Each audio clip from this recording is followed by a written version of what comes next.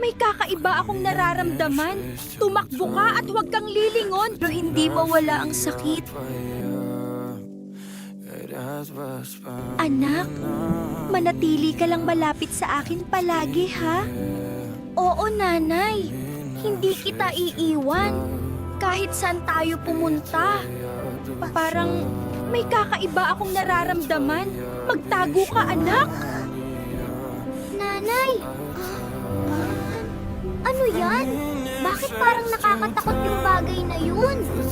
Tumakbo ka at huwag kang lilingon. Ililigtas kita, anak ko! Nanay! Sana makabalik ka. Natakot ako mag-isa dito. Kaya ko to.